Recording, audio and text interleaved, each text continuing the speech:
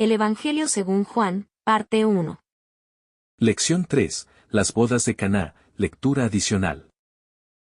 El deseado de todas las gentes, páginas 118 a 127. Y mensajes para los jóvenes, páginas 286 a 296. Por Elena Harmon de White. Dale me gusta, suscríbete y activa las notificaciones. Jesús no empezó su ministerio haciendo alguna gran obra delante del Sanedrín de Jerusalén. Su poder se manifestó en una reunión familiar celebrada en una pequeña aldea de Galilea para aumentar el placer de una fiesta de bodas.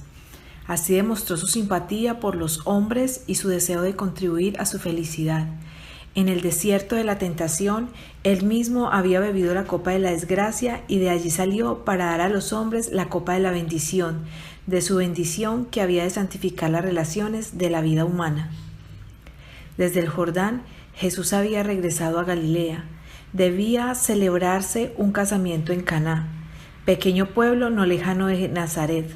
Las partes contrayentes eran parientes de José y María, y Jesús, teniendo conocimiento de esa reunión familiar, fue a Caná y con sus discípulos fue invitado a la fiesta. Allí volvió a encontrarse con su madre, de la cual había estado separado desde hacía cierto tiempo.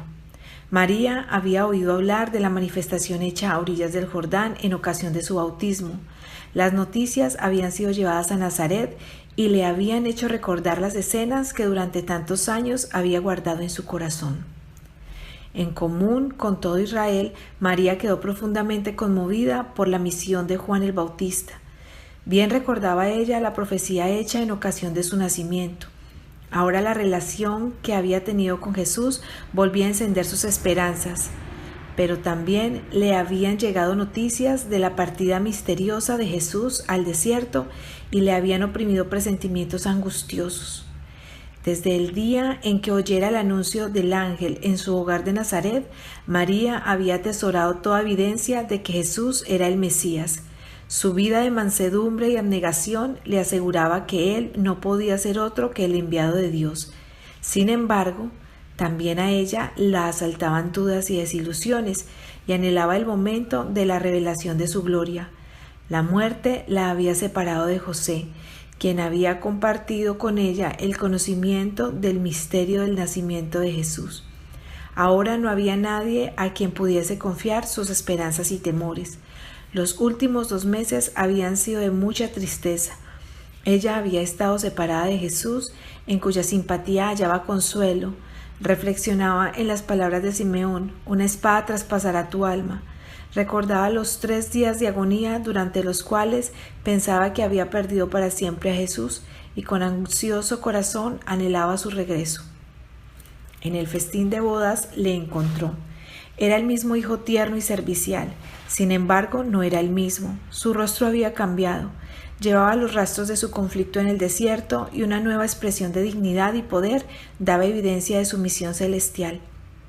Le acompañaba un grupo de jóvenes, cuyos ojos le seguían con reverencia y quienes le llamaban maestro.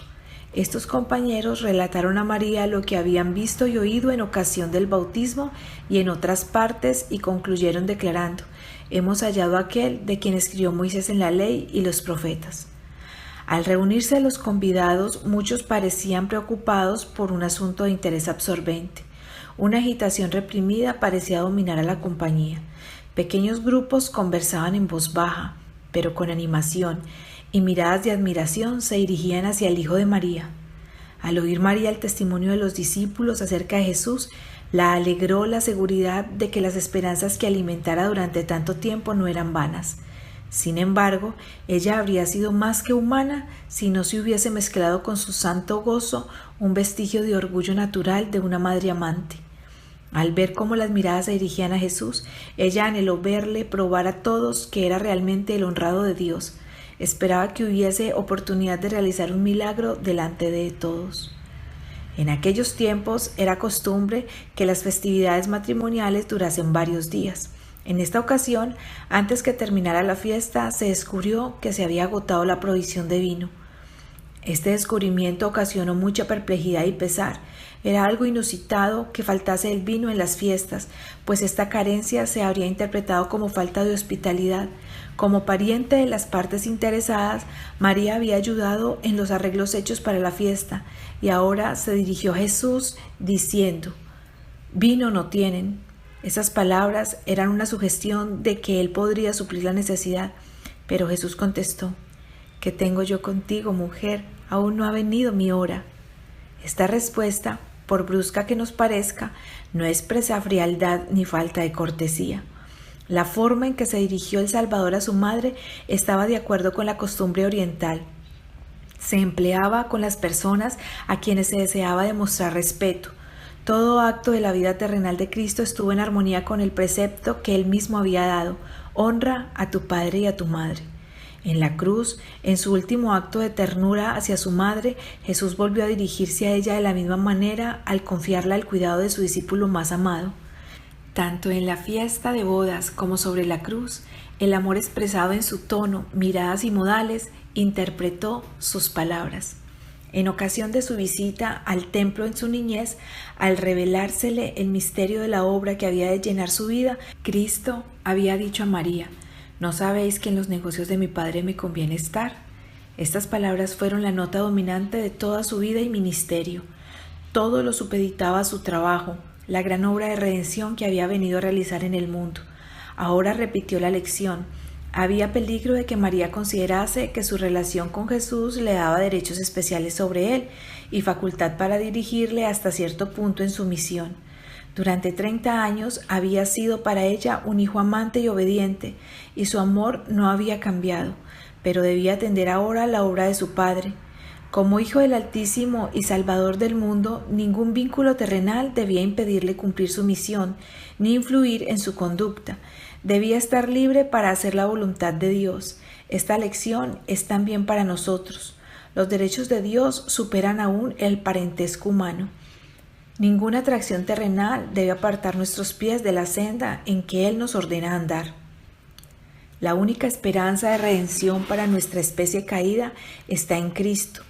María podía hallar salvación únicamente por medio del Cordero de Dios. En sí misma no poseía méritos. Su relación con Jesús no la colocaba en una relación espiritual con Él diferente de la de cualquier otra alma humana. Así lo indicaron las palabras del Salvador. Él aclara la distinción que hay entre su relación con ella como hijo del hombre y como hijo de Dios. El vínculo de parentesco que había entre ellos no la ponía de ninguna manera en igualdad con él. Las palabras «aún no ha venido mi hora» indican que todo acto de la vida terrenal de Cristo se realizaba en cumplimiento del plan trazado desde la eternidad. Antes de venir a la tierra, el plan estuvo delante de él, perfecto en todos sus detalles, pero mientras andaba entre los hombres, era guiado paso a paso por la voluntad del Padre. En el momento señalado no vacilaba en obrar, con la misma sumisión esperaba hasta que llegase la ocasión. Al decir a María que su hora no había llegado todavía, Jesús contestaba el pensamiento que ella no había expresado, la expectativa que acariciaba en común con su pueblo. Esperaba que se revelase como Mesías y asumiendo el trono de Israel. Pero el tiempo no había llegado. Jesús había aceptado la suerte de la humanidad no como rey, sino como varón de dolores, familiarizado con el pesar. Pero aunque María no tenía una concepción correcta de la misión de Cristo, confiaba implícitamente en él, y Jesús respondió a esta fe. El primer milagro fue realizado para honrar la confianza de María y fortalecer la fe de los discípulos. Estos iban a encontrar muchas y grandes tentaciones a dudar. Para ellos, las profecías habían indicado, fuera de toda controversia, que Jesús era el Mesías. Esperaban que los dirigentes religiosos le recibiesen con una confianza aún mayor que la suya. Declaraban entre la gente las obras maravillosas de Cristo y su propia confianza en la misión de Él. Pero se quedaron asombrados y amargamente chasqueados por la incredulidad, los arraigados prejuicios y la enemistad que manifestaron hacia Jesús los sacerdotes y rabinos. Los primeros milagros del Salvador fortalecieron a los discípulos para que se mantuviesen firmes frente a esta oposición. En ninguna manera desconcertada por las palabras de Jesús, María dijo a los que servían a la mesa: «Haced todo lo que os dijere». Así hizo lo que pudo para preparar el terreno para la obra de Cristo. Al lado de la puerta había 6 grandes tinajas de piedra y Jesús ordenó a los siervos que las llenasen de agua. Así lo hicieron. Entonces, como se necesitaba vino para el consumo inmediato, dijo: «Sacad ahora y presentad al maestresala». En vez del agua con que habían llenado las tinajas, fluía vino. Ni el maestresala ni los convidados en general se habían dado cuenta de que se había agotado la provisión de vino. Al probar el vino que le llevaban los criados, el maestresala lo encontró mejor que cualquier vino que hubiese bebido antes y muy diferente de lo que se sirviera al principio de la fiesta. Volviéndose al esposo le dijo: «Todo hombre pone primero el buen vino y cuando están satisfechos entonces lo que es peor. Mas tú has guardado el buen vino hasta ahora». Así como los hombres presentan el mejor vino primero y luego el peor, así hace también el mundo con sus dones. Lo que ofrece puede agradar a los ojos y fascinar los sentidos, pero no resulta satisfactorio. El vino se trueca en amargura, la alegría en lobreguez. Lo que empezó con canto y alegría termina en cansancio y desagrado. Pero los dones de Jesús son siempre frescos y nuevos. El banquete que Él provee para el alma no deja nunca de dar satisfacción y gozo. Cada nuevo don aumenta la capacidad del receptor para apreciar y gozar las bendiciones del Señor. Da gracia sobre gracia. No puede agotarse la provisión. Si moramos en Él, el recibimiento de un rico don hoy nos asegura la recepción de un don más rico mañana. Las palabras de Jesús a Natanael expresan la ley de Dios al tratar con los hijos de la fe. A cada nueva revelación de su amor, declara al corazón dispuesto a recibirle: ¿crees? Cosas mayores que estas verás. El don de Cristo en el festín de bodas fue un símbolo. El agua representaba el bautismo en su muerte.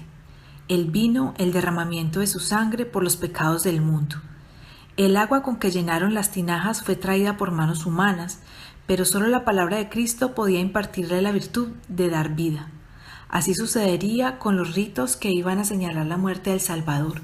Únicamente por el poder de Cristo, obrando por la fe, es como tienen eficacia para alimentar el alma. La palabra de Cristo proporcionó una amplia provisión para la fiesta. Así de abundante es la provisión de su gracia para borrar las iniquidades de los hombres y para renovar y sostener el alma. En el primer banquete al cual asistió con sus discípulos, Jesús les dio la copa que simbolizaba su obra en favor de su salvación. En la última cena se la volvió a dar, en la institución de aquel rito sagrado por el cual su muerte había de ser conmemorada hasta que volviera. Y el pesar de los discípulos al tener que separarse de su Señor quedó consolado por la promesa de reunirse que les hizo al decir: «No beberé más de este fruto de la vid hasta aquel día cuando lo tengo de beber nuevo con vosotros en el reino de mi Padre». El vino que Jesús proveyó para la fiesta y que dio a los discípulos como símbolo de su propia sangre fue el jugo puro de uva. A esto se refiere el profeta Isaías cuando habla del mosto en un racimo y dice: «No lo desperdiciéis, que bendición hay en él».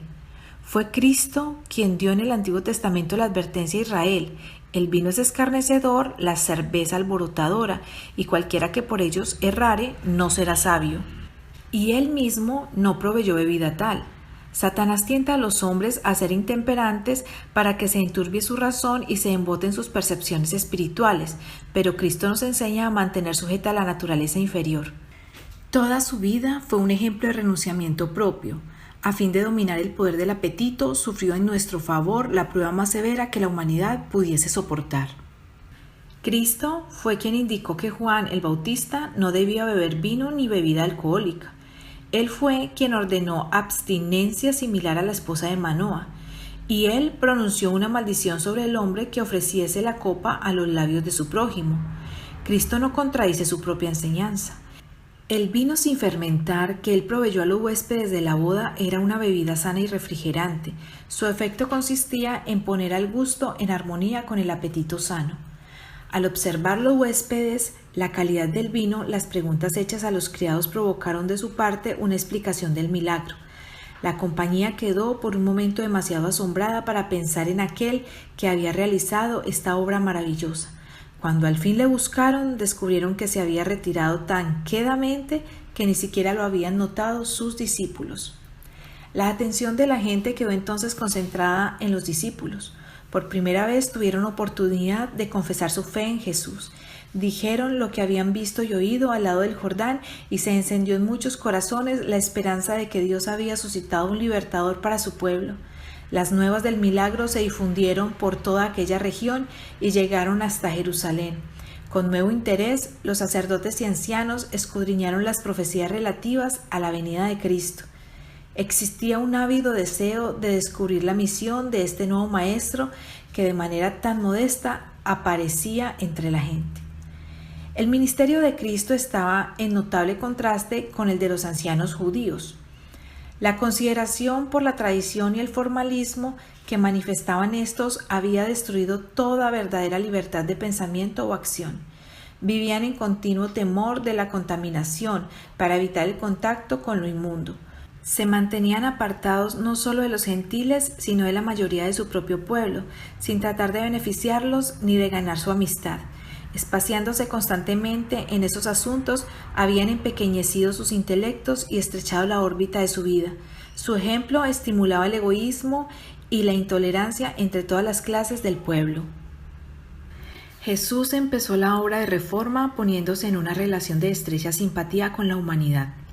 Aunque manifestaba la mayor reverencia por la ley de Dios, reprendía la presuntuosa piedad de los fariseos y trataba de libertar a la gente de las reglas sin sentido que la ligaban. Procuraba quebrantar las barreras que separaban las diferentes clases de la sociedad, a fin de unir a los hombres como hijos de una sola familia. Su asistencia a las bodas estaba destinada a ser un paso hacia la obtención de este fin. Dios había indicado a Juan el Bautista que morase en el desierto a fin de mantenerlo escudado contra la influencia de los sacerdotes y rabinos y prepararlo para una misión especial. Pero la austeridad y el aislamiento de su vida no era un ejemplo para la gente. Juan mismo no había indicado a sus oyentes que abandonasen sus deberes anteriores. Los instaba a dar evidencia de su arrepentimiento siendo fieles a Dios en el lugar donde los había llamado.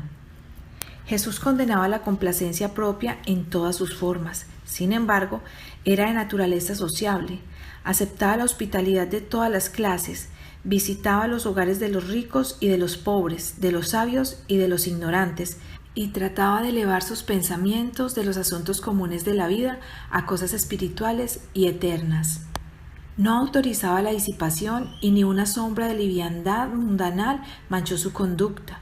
Sin embargo, hallaba placer en las escenas de felicidad inocente y con su presencia sancionaba las reuniones sociales.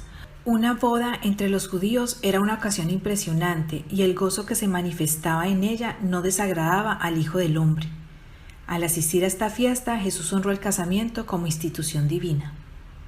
Tanto en el Antiguo como en el Nuevo Testamento, la relación matrimonial se emplea para representar la unión tierna y sagrada que existe entre Cristo y su pueblo. En el pensar de Cristo, la alegría de las festividades de boda simbolizaba el regocijo de aquel día en que Él llevará a la esposa a la casa del Padre, y los redimidos juntamente con el Redentor se sentarán a la cena de las bodas del Cordero. Él dice: de la manera que el novio se regocija sobre la novia, así tu Dios se regocijará sobre ti. Ya no serás llamada dejada, sino que serás llamada mi deleite. Porque Jehová se deleita en ti. Jehová gozaráse sobre ti con alegría, callará de amor, se regocijará sobre ti con cantar. Cuando la visión de las cosas celestiales fue concedida a Juan el apóstol, escribió: y oí como la voz de una grande compañía, y como el ruido de muchas aguas, y como la voz de grandes truenos que decía: Aleluya, porque reinó el Señor nuestro Dios Todopoderoso. Gocémonos y alegrémonos y démosle gloria, porque son venidas las bodas del Cordero y su esposa se ha aparejado. Bienaventurados los que son llamados a la cena del Cordero. Jesús veía en toda alma un ser que debía ser llamado a su reino. Alcanzaba el corazón de la gente yendo entre ella como quien desea su bien. La buscaba en las calles, en las casas privadas, en los barcos, en la sinagoga, a orillas del lago, en la fiesta de bodas. Se encontraba con ella en sus ocupaciones diarias y manifestaba interés en sus asuntos seculares. Llevaba sus instrucciones hasta la familia, poniéndola en el hogar bajo la influencia de su presencia divina. Su intensa simpatía personal le ayudaba a ganar los corazones. Con frecuencia se dirigía a las montañas para orar en la soledad, pero esto era en preparación para su trabajo entre los hombres en la vida activa. De estas ocasiones salía para aliviar a los enfermos, instruir a los ignorantes y romper las cadenas de los cautivos de Satanás. Fue por medio del contacto y la asociación personales como Jesús preparó a sus discípulos. A veces les enseñaba sentado entre ellos en la ladera de la montaña, a veces en la orilla del mar o andando con ellos en el camino. Les revelaba los misterios del reino de Dios. No sermoneaba como hacen los hombres hoy. Donde quiera que hubiesen corazones abiertos para recibir el mensaje divino, revelaba las verdades del camino de salvación. No ordenaba a sus discípulos que hiciesen esto o aquello, sino que decía: seguid en pos de mí. En sus viajes por el campo y las ciudades, los llevaba consigo a fin de que pudiesen ver cómo enseñaba él a la gente. Vinculaba su interés con el suyo y ellos participaban en la obra con él. El ejemplo de Cristo al vincularse con los intereses de la humanidad debe ser seguido por todos los que predican su palabra y por todos los que han recibido el Evangelio de su gracia. No hemos de renunciar a la comunión social. No debemos apartarnos de los demás. A fin de alcanzar a todas las clases debemos tratarlas donde se encuentren. Rara vez nos buscarán por su propia iniciativa. No solo desde el púlpito han de ser los corazones humanos conmovidos por la verdad divina. Hay otro campo de trabajo, más humilde tal vez, pero tan plenamente promisorio. Se halla en el hogar de los humildes y en la mansión de los encumbrados, junto a la mesa hospitalaria y en las reuniones de inocente placer social. Como discípulos de Cristo, no nos mezclaremos con el mundo simplemente por amor al placer o para participar de sus locuras. Un trato tal no puede sino traer perjuicios. Nunca debemos sancionar el pecado por nuestras palabras o nuestros hechos, nuestro silencio o nuestra presencia. Donde quiera que vayamos, debemos llevar a Jesús con nosotros y revelar a otros cuán precioso es nuestro Salvador. Pero los que procuran conservar su religión ocultándola entre paredes pierden preciosas oportunidades de hacer bien. Mediante las relaciones sociales, el cristianismo se pone en contacto con el mundo. Todo aquel que ha recibido la iluminación divina debe alumbrar la senda de aquellos que no conocen la luz de la vida. Todos debemos llegar a ser testigos de Jesús. El poder social santificado por la gracia de Cristo debe ser aprovechado para ganar almas para el Salvador. Vea el mundo que no estamos egoístamente absortos en nuestros propios intereses, sino que deseamos que otros participen de nuestras bendiciones y privilegios. Dejémosle ver que nuestra religión no nos hace faltos de simpatía ni exigentes. Sirvan como Cristo sirvió, para beneficio de los hombres, todos aquellos que profesan haberle hallado. Nunca debemos dar al mundo la impresión falsa de que los cristianos son un pueblo lóbrego y carente de dicha. Si nuestros ojos están fijos en Jesús, veremos un Redentor compasivo y percibiremos luz de su rostro. Doquiera reine su espíritu, morará la paz y habrá también gozo, porque habrá una serena y santa confianza en Dios. Los que siguen a Jesús le agradan cuando muestran que, aunque humanos, son partícipes de la naturaleza divina. No son estatuas, sino hombres y mujeres vivientes. Su corazón, refrigerado por los rocíos de la gracia divina, se abre y expande bajo la influencia del sol de justicia. Reflejan sobre otros, en obras iluminadas por el amor de Cristo, la luz que resplandece sobre ellos mismos. El ejemplo de Cristo, al vincularse con los intereses de la humanidad, debe ser seguido por todos los que predican su palabra y por todos los que han recibido el Evangelio de su gracia. No hemos de renunciar a la comunión social, no debemos apartarnos de los demás. Con el propósito de alcanzar a todas las clases, debemos tratarlas donde se encuentren. Rara vez nos buscarán por su propia iniciativa. Los corazones humanos no deben ser conmovidos por la verdad divina solamente desde el púlpito. Hay otro campo de trabajo, más humilde tal vez, pero igualmente prometedor. Se halla en el hogar de los humildes y en la mansión de los encumbrados, junto a la mesa hospitalaria y en las reuniones de inocente placer social. Como discípulos de Cristo, no nos mezclaremos con el mundo simplemente por amor al placer o para participar de sus locuras. Un trato tal no puede sino traer perjuicios. Nunca debemos sancionar el pecado por medio de nuestras palabras o nuestros hechos, nuestro silencio o nuestra presencia. Donde quiera que vayamos, debemos llevar a Jesús con nosotros y revelar a otros cuán precioso es nuestro Salvador. Pero los que procuran conservar su religión ocultándola entre paredes, pierden preciosas oportunidades de hacer el bien. Mediante las relaciones sociales, el cristianismo se pone en contacto con el mundo.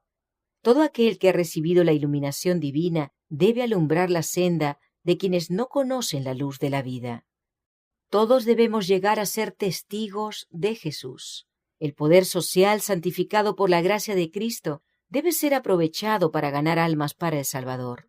El mundo debe ver que no estamos egoístamente absortos en nuestros propios intereses, sino que deseamos que otros participen de nuestras bendiciones y nuestros privilegios.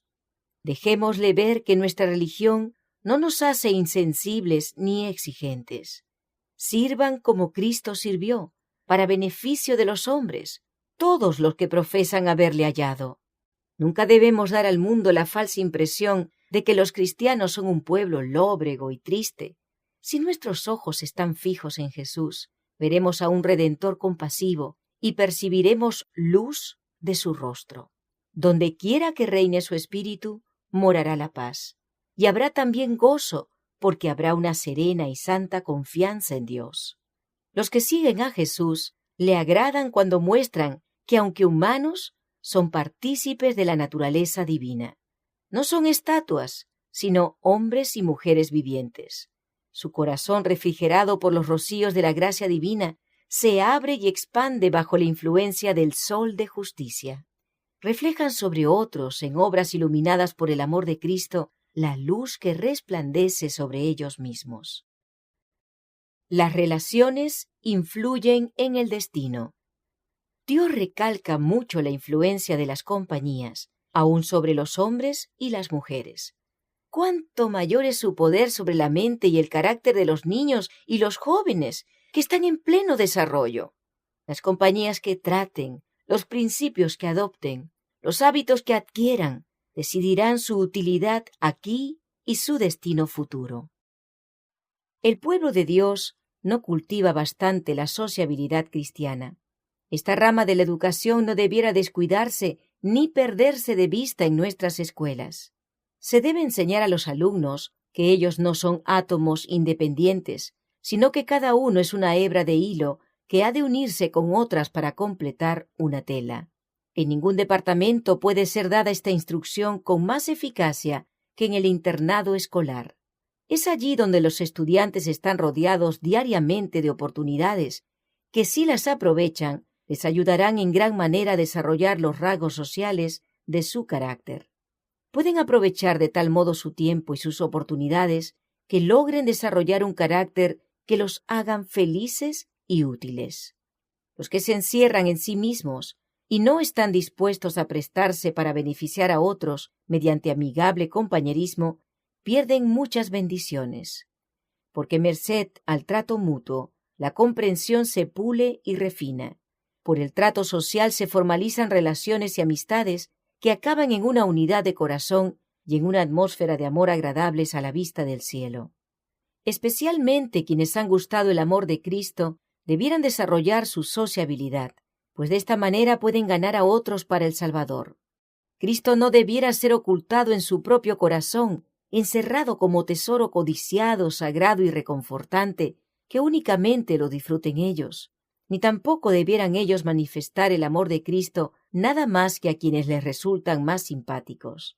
Hay que enseñar a los alumnos la manera de demostrar como Cristo un sincero interés y una disposición sociable a los que se hallan en la mayor necesidad, aun cuando los tales no sean sus compañeros preferidos. En todo momento y en todas partes manifestó Jesús amante interés por la familia humana y esparció en derredor suyo la luz de una piedad alegre. Se debe enseñar a los estudiantes a seguir sus pisadas. Se les ha de enseñar a manifestar interés cristiano, simpatía y amor hacia sus compañeros jóvenes y a empeñarse en atraerlos a Jesús. Cristo debiera ser en su corazón como un manantial de agua que brote para vida eterna, que refresque a todos aquellos con quienes tratan. Este ministerio voluntario y amante, prestado a otros en momentos de necesidad, es el que Dios considera valioso. De esta manera, aun mientras asisten a la escuela, los alumnos pueden ser, si son fieles a su profesión, misioneros vivos para Dios. Todo esto llevará tiempo, pero el tiempo así empleado es de provecho, porque así aprende el alumno a presentar el cristianismo al mundo. Cristo no rehusó alternar con otros en el trato amistoso. Cuando era invitado a un banquete por un fariseo o un publicano, aceptaba la invitación. En tales ocasiones, cada palabra que pronunciaba tenía sabor de vida para sus oyentes, porque hacía de la hora de la comida una ocasión para impartir muchas lecciones preciosas, adaptadas a sus necesidades. De este modo, Cristo enseñó a sus discípulos cómo debían conducirse cuando se hallasen en compañía, tanto de los que no eran religiosos como también de los que sí lo eran.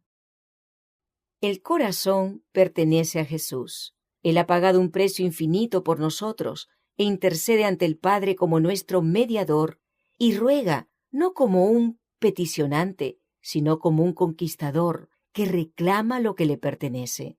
Es capaz de salvar hasta lo sumo, pues intercede constantemente por nosotros. El corazón joven es una ofrenda preciosa, el don más valioso que puede presentarse a Dios. Todo lo que son y toda la habilidad que poseen proceden de Dios, como legado sagrado que debe devolverse como ofrenda santa y voluntaria. No pueden dar a Dios nada que no se les haya dado primero. Por lo tanto, cuando se entrega el corazón a Dios, se le da un don que Él ha comprado y le pertenece.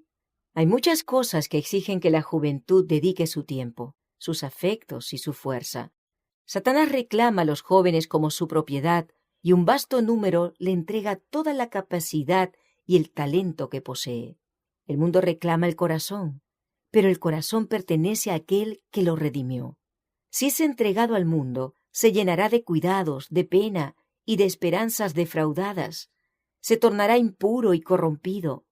La entrega de los afectos y el servicio del corazón al mundo sería la peor clase de robo, pues tales cosas pertenecen a Dios.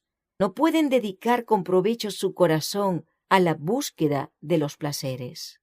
El enemigo de la justicia tiene preparada toda clase de placeres para los jóvenes de cualquier condición de vida. Y estos placeres no atraen solamente en las ciudades populosas, sino en cualquier lugar habitado por seres humanos. Satanás se complace en tener a los jóvenes como soldados en sus filas. El archienemigo sabe bien qué material tiene que manejar y ha desplegado su sabiduría infernal para idear para la juventud costumbres y placeres que separen sus intereses de Jesucristo. La lección del hijo pródigo se ha dado para instrucción de la juventud. En su vida de placer y prácticas pecaminosas, gasta su porción de la herencia en costumbres disolutas. Lo abandonan los amigos en un país extraño. Viste harapos y está hambriento, anhelando hasta el alimento que desechan los cerdos. Su última esperanza es regresar penitente y humillado a la casa de su padre, quien lo atrae nuevamente a su corazón y es bien recibido y perdonado. Muchos jóvenes están haciendo lo que él hizo, viviendo una vida indiferente, dedicada al placer, al derroche, abandonando la fuente de agua viva, la fuente del verdadero placer, y cavando para sí mismos cisternas rotas que no pueden contener agua. Dios hace a cada joven la siguiente invitación: Dame, hijo mío, tu corazón. Yo lo guardaré puro, satisfaré sus anhelos con verdadera felicidad. Dios se complace en hacer felices a los jóvenes, y por eso quisiera que le entreguen el corazón a su cuidado para que sean mantenidas en condición sana y vigorosa todas las facultades del ser dadas por Él. Ellos poseen el don de vida dado por Dios. Él hace latir el corazón. Él da fuerza a cada facultad. El gozo puro no degradará ninguno de los dones de Dios.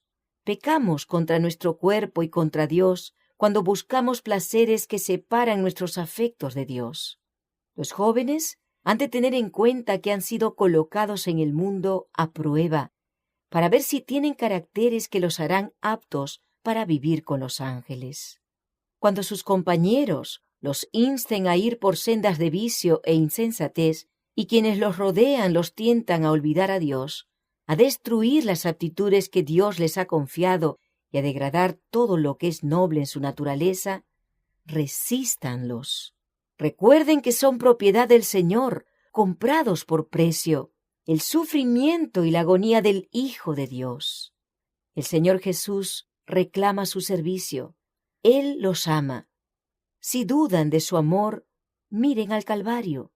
La luz que refleja la cruz muestra la magnitud de ese amor que ninguna lengua puede expresar. El que tiene mis mandamientos y los guarda, ese es el que me ama. Mediante el estudio aplicado, hemos de familiarizarnos con los mandamientos de Dios y luego mostrar que somos sus hijos e hijas obedientes. Las misericordias de Dios los rodean en todo momento, y sería provechoso que considerasen cómo y de dónde vienen cada día las bendiciones que reciben. Despierten ustedes la gratitud por las preciosas bendiciones de Dios.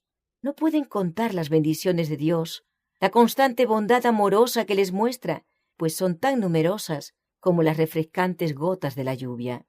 Nubes de misericordia se ciernen sobre ustedes, listas para precipitarse. Si quieren apreciar el valioso don de la salvación, serán sensibles al refrigerio diario, a la protección y al amor de Jesús. Serán guiados por el camino de la paz. Contemplen las gloriosas obras de Dios en la naturaleza y eleven su corazón en gratitud al dador. En el libro de la naturaleza hay material de estudio provechoso para la mente. No sean desagradecidos ni indiferentes.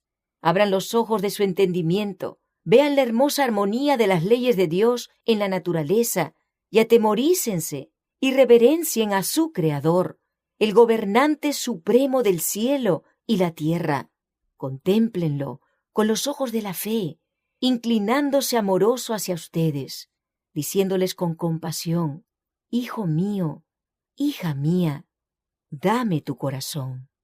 Entréguense a Jesús, y luego podrán decir con corazón agradecido: yo sé que mi Redentor vive. La fe en Jesús dará fuerza a cada propósito y estabilidad al carácter.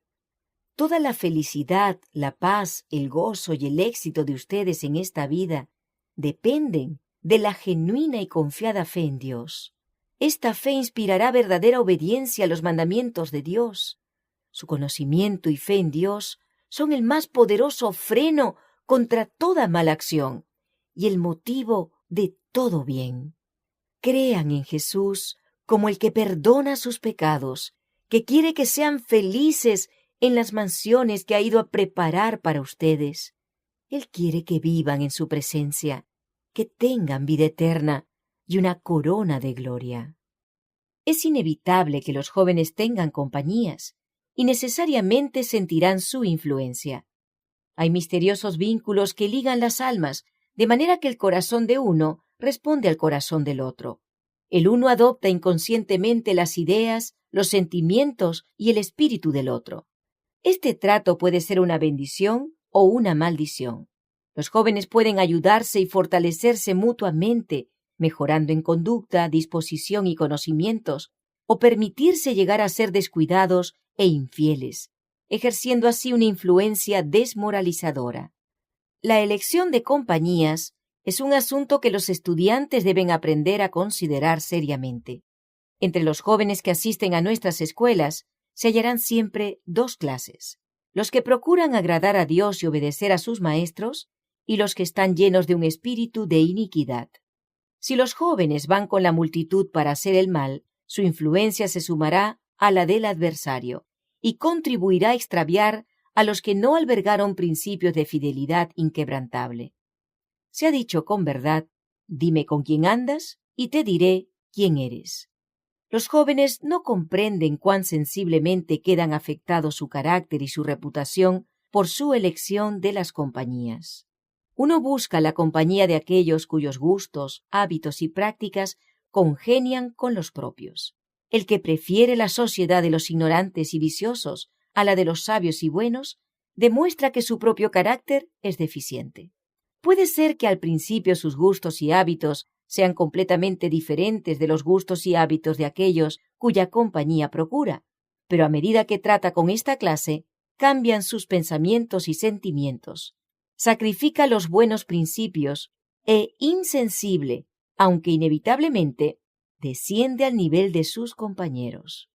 Como un arroyo adquiere las propiedades del suelo por donde corre, los principios y hábitos de los jóvenes se tiñen invariablemente del carácter de las compañías que tratan. La fortaleza de carácter consiste en dos cosas: la fuerza de voluntad y el dominio propio. Muchos jóvenes consideran equivocadamente la pasión fuerte y sin control como fortaleza de carácter, pero la verdad es que el que es dominado por sus pasiones es un hombre débil. La verdadera grandeza y nobleza del hombre se mide por su poder de someter sus sentimientos, no por el poder que tienen sus sentimientos de vencerlo a él.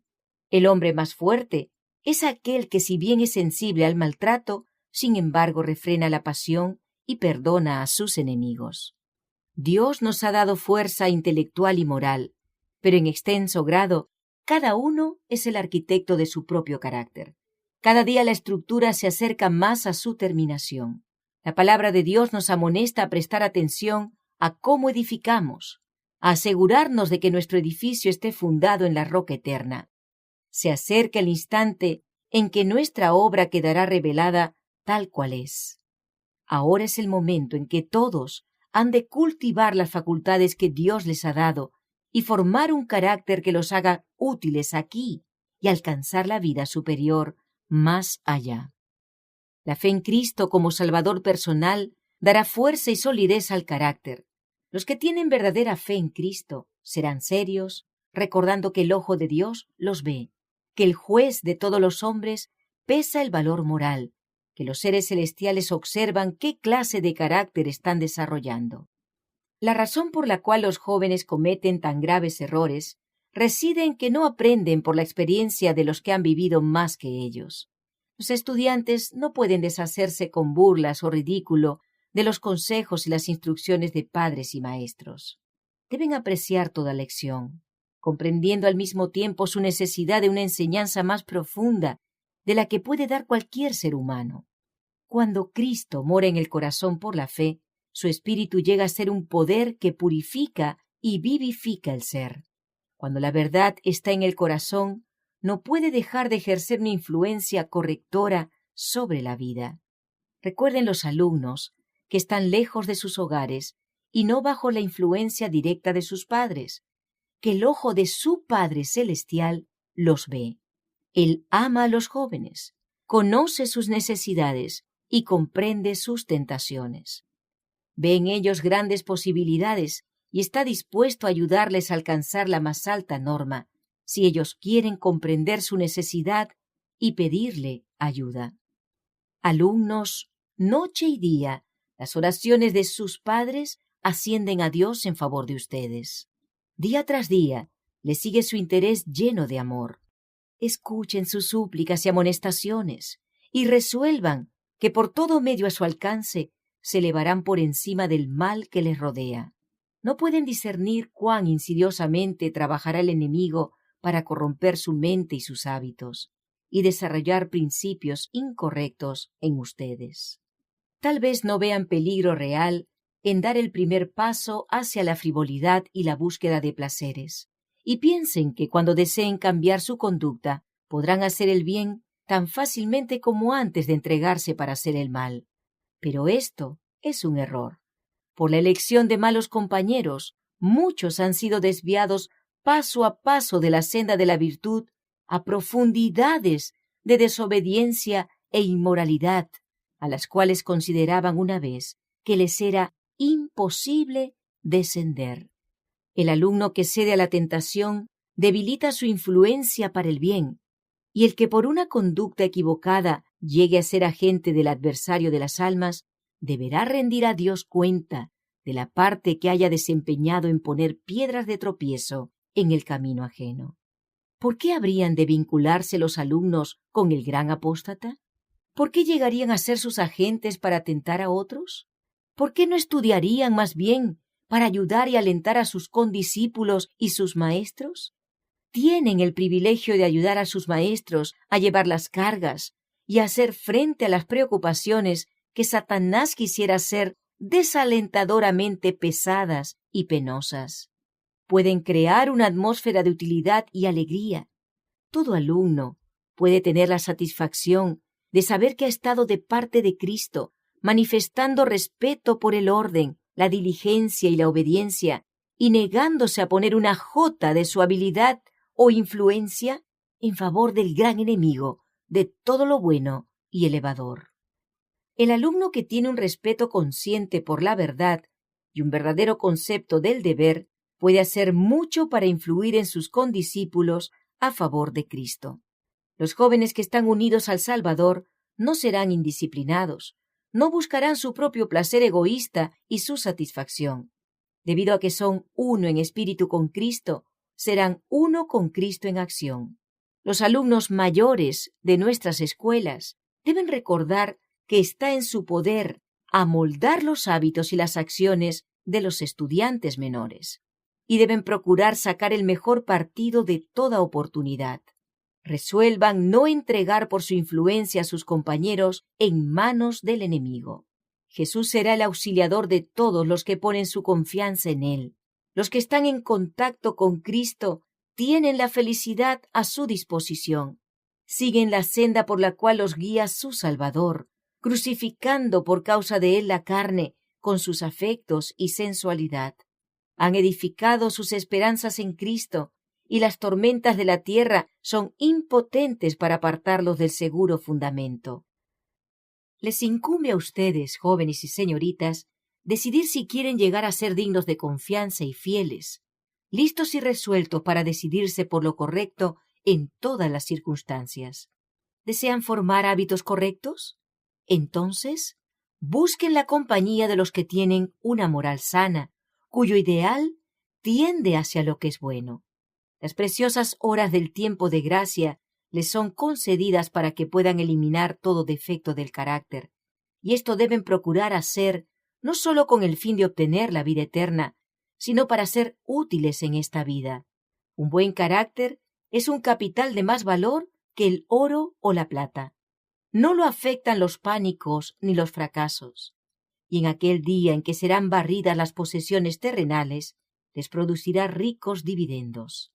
La integridad, la firmeza y la perseverancia son cualidades que todos deben procurar cultivar fervorosamente, porque invisten a su poseedor con un poder irresistible, un poder que lo hará fuerte para hacer el bien, fuerte para resistir el mal y fuerte para soportar la adversidad. El amor a la verdad y un sentido de la responsabilidad de glorificar a Dios son los incentivos más poderosos para perfeccionar el intelecto. Con este impulso en acción, el estudiante no puede espaciarse en trivialidades. Será siempre fervoroso. Estudiará como bajo los ojos de Dios, sabiendo que todo el cielo está alistado en la obra de su educación. Llegará a ser de mente noble, generoso, bondadoso, cortés, semejante a Cristo, eficiente. Su corazón y su mente obrarán en armonía con la voluntad de Dios. La vida de Cristo era de una influencia siempre creciente, sin límites, una influencia que lo ligaba a Dios y a toda la familia humana. Por medio de Cristo, Dios ha investido al hombre de un poder que le impide vivir para sí. Estamos individualmente vinculados con nuestros semejantes. Somos una parte del gran todo de Dios y nos hallamos bajo obligaciones mutuas. Ningún hombre puede ser independiente de sus prójimos, pues el bienestar de cada uno afecta a los demás. Es el propósito de Dios que cada uno se sienta necesario para el bienestar de los otros y trate de promover su felicidad. Cada ser humano está rodeado de una atmósfera propia, una atmósfera que puede estar cargada del poder vivificador de la fe, el valor y la esperanza, y endulzada por la fragancia del amor. O puede ser pesada y fría con la bruma del descontento y el egoísmo, o estar envenenada con la contaminación fatal de un pecado acariciado. Toda persona con la cual nos relacionamos queda consciente e inconscientemente afectada por la atmósfera que nos rodea. Es esta una responsabilidad de la que no nos podemos librar.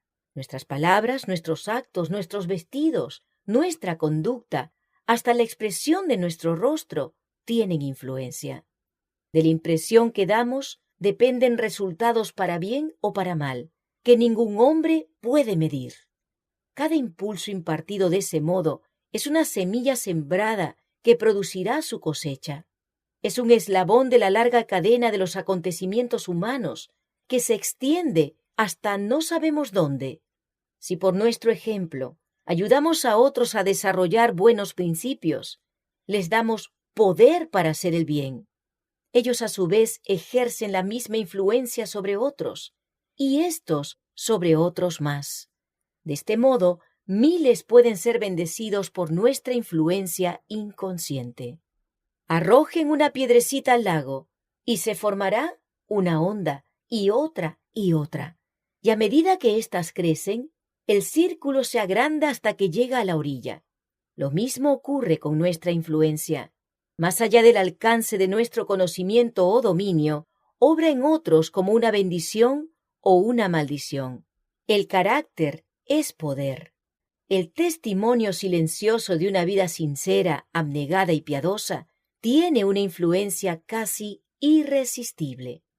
Al revelar en nuestra vida propia el carácter de Cristo, cooperamos con Él en la obra de salvar almas. Solamente revelando en nuestra vida su carácter podemos cooperar con Él. Y cuanto más amplia es la esfera de nuestra actuación, mayor bien podemos hacer. Cuando los que profesan servir a Dios sigan el ejemplo de Cristo, practicando los principios de la ley en su vida diaria, cuando cada acto dé testimonio de que aman a Dios más que a todas las cosas y a su prójimo como a sí mismos, entonces la Iglesia tendrá poder para conmover al mundo. Deberíamos escoger la sociedad más favorable a nuestro progreso espiritual, a sacar provecho de toda ayuda que esté a nuestro alcance, pues Satanás pondrá muchos obstáculos a nuestro progreso hacia el cielo para hacerlo lo más difícil posible. Quizá nos hallemos en situaciones molestas, pues muchos no pueden estar en el ambiente que quisieran, pero no debemos exponernos voluntariamente a influencias desfavorables para la formación del carácter cristiano. Cuando el deber nos llama a hacer esto, debiéramos orar y velar doblemente para que por la gracia de Cristo nos mantengamos incorruptos. Lot escogió Sodoma como lugar de residencia porque se preocupó más de las ventajas temporales que iba a lograr que de las influencias morales que lo rodearían a él y a su familia. ¿Qué ganó en lo que a las cosas de este mundo se refiere? Fueron destruidas sus propiedades. Algunos de sus hijos perecieron en la destrucción de la impía ciudad. Su esposa se convirtió en una estatua de sal por el camino y él mismo se salvó, así como por fuego. Y no terminan aquí los malos resultados de su elección egoísta. La corrupción moral del lugar estaba tan entretejida con el carácter de sus hijos que no pudieron distinguir entre el bien y el mal, el pecado y la rectitud. Amén. Dale me gusta, suscríbete y activa las notificaciones. Dios derrame múltiples bendiciones sobre tu vida y la de tu familia.